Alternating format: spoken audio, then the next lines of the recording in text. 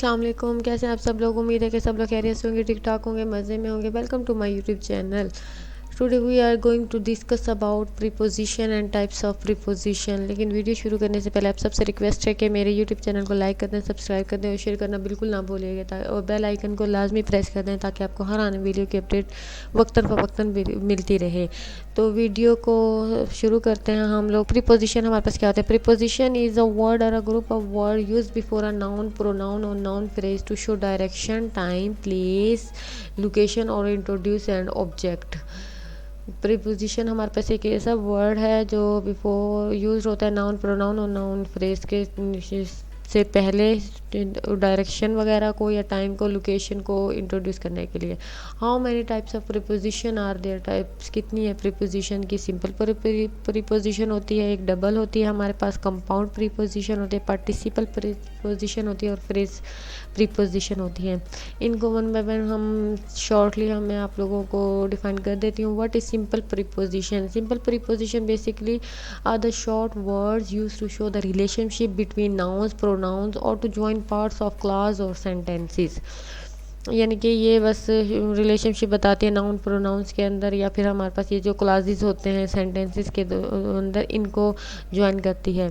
ये हमारे पास कुछ सिंपल प्रीपोजिशन की लिस्ट दी हुई है, जैसे अब्रॉड, अबाउट, अबव, अक्रॉस आ गया।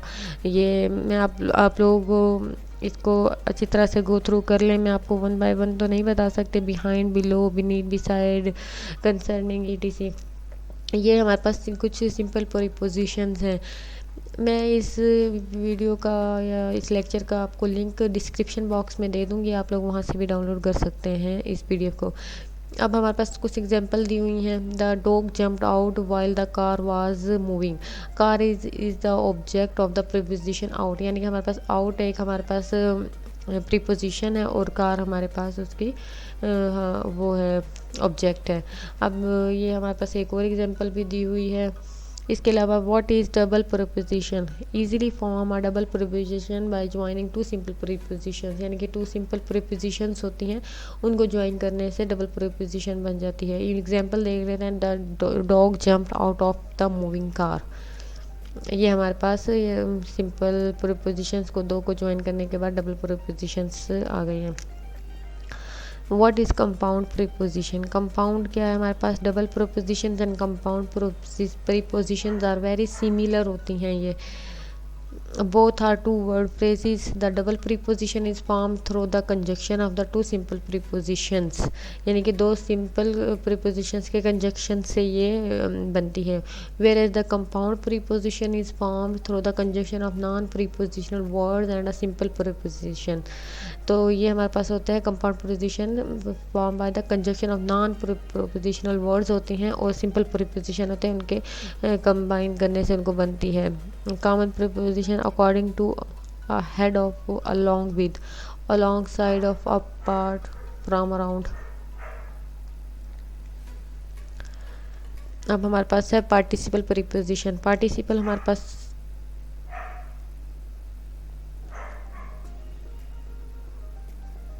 participle prepositions have endings such as ed and ing।